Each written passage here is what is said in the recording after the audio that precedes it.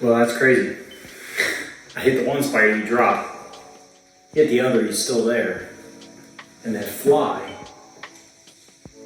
Hit it, it went somewhere. What's going on, everybody? We are going to dive in real quick and take a look and see why my fan kit is not functioning properly on my bike anymore. I've had to replace the battery on this thing twice. And the very reason for that being is that my fan kit will just randomly turn on and it'll say the bike is at like 900 degrees. I think it has something to do with the plug that's underneath the tank. Moving around and stuff, I think we squished the plug some. We'll dig into it, then we'll see what happens. We're gonna get ourselves a couple of different tools here. And if I can remember correctly, when I did this install, everything was just a couple of sockets. So we will dive into exactly what we need here shortly, but let's go ahead and take off the seat first. These KTMs are very easy to work on. I've got everything designed to where it just comes off so easily.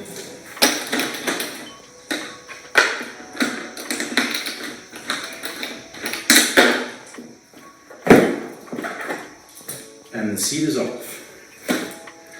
I like to put my bolts back into the seat. That way they don't go walking. You got kids, they'll pick them up, they'll disappear. Next thing we want to do is get our super tiny socket. 6mm. Tiny.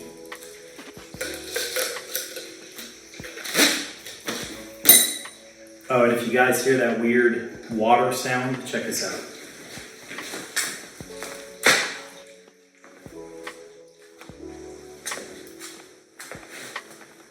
This is what it is. These little guys here drinking. So they are now going to be added to the 15 chickens. They got 3 bolts on this side, 2 on top of the tank, 1 on the radiator shroud. Same thing on this side. And then you have 2 10s going into the front of the radiator guard. I'll show you them real quick. So you got 1 right there. 1 right here holding in the horn. You've got 1 here. You got 1 here. And you got 1 here. Same thing on this side. You've got 1 here, 1 there. 1 at the top of the shroud, 6mm, 6mm, 6mm. Then usually you can just bend those back. Now I almost forgot 1. Right there. You got 1 on this side over here, 1 on the other side, same spot. And that's also a 6mm. Alrighty, this shroud is off.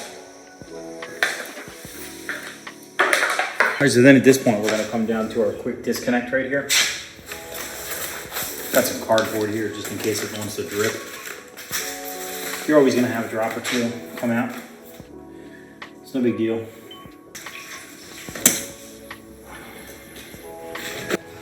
It's also a good time to clean these fittings, inspect your O-ring.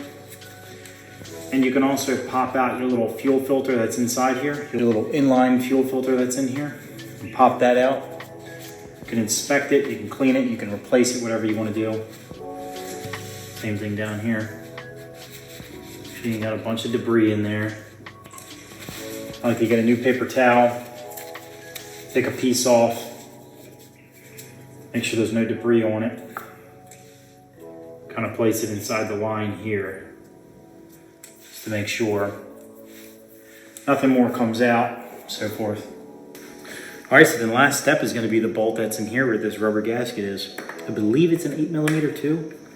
Let's see. Then you've got this plug right here. You have to get that bolt loose. This little tab, you just lift up on it, pop the plug right out.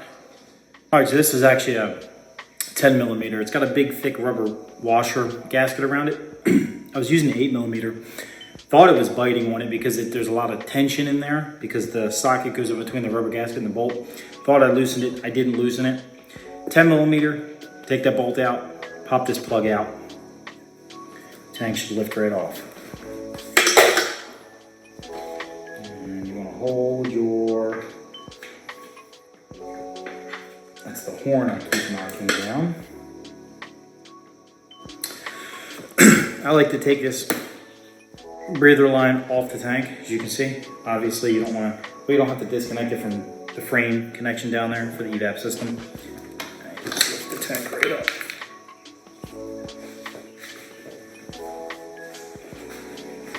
All right, so if what I'm thinking is correct, there's the control module. Let me not put my hand in front of it because it wants to focus on it. So it's right there. Here's the thermostat. I've already popped this out and reapplied thermal grease, checked it, make sure everything looked good. I do believe that these two plugs right here, one is for the thermostat with the controller, and the other is for the controller itself with the battery terminals and so forth, because it runs up to the battery, which I've disconnected because of the fact that it was killing my batteries. So it lasted a good year with no issues, and then it just started having issues. So we're gonna take a look at these plugs real quick. And the reason why the display is the way it is right now, again, it focused on my hand, is because that's basically saying that, like, when if your battery were to die, that's what it'll read out. It's not getting any power. So we'll pop these off real quick. For some reason, I was thinking that went underneath my seat, which it is, but it's not underneath the seat where I was thinking it was originally. I thought it was more directly underneath the seat. All right, let's see what we got here. I don't see any issues here. This connection looks good. Take this piece off just so it's kind of out of my way.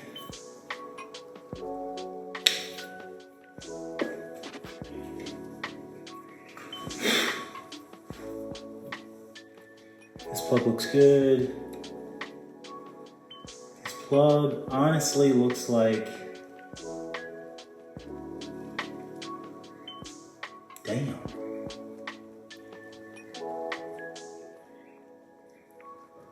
Oh. Let's see if you can see it by me zooming in. I thought that plug melted for a second, but I guess from the factory, you can see right there. Hopefully you can see. Yeah, you can see it.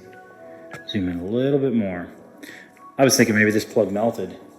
See that? It didn't. It looks like they filled the back of the terminals with, it looks like hot glue. So that's fine. But I would like to know why.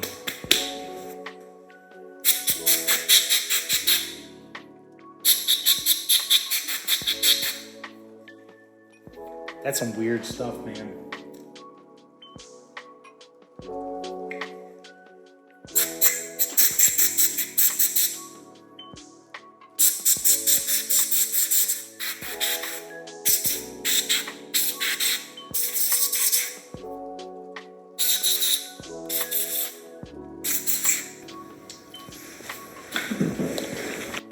So the real way to test this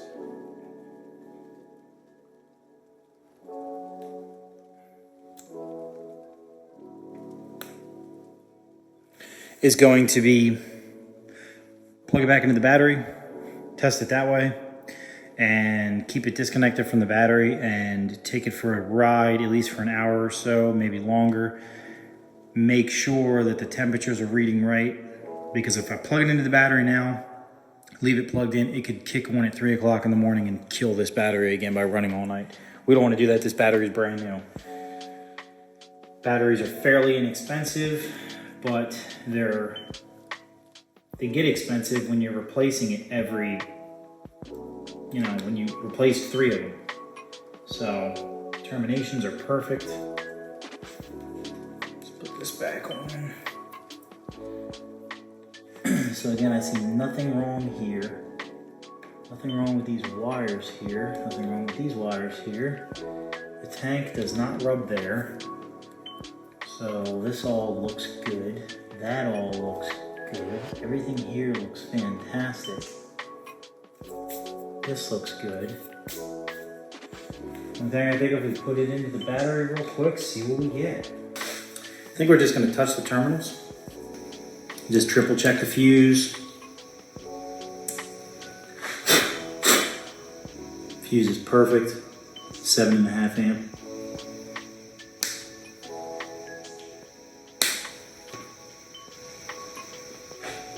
And we have a proper reading of 74.4. So I think she's good. Plug all this together maybe tomorrow. Take it out for a ride for an hour or so. Make sure everything is reading the proper temperatures. The fan's kicking on right. Hopefully everything's good. Thanks for watching, everybody. Peace.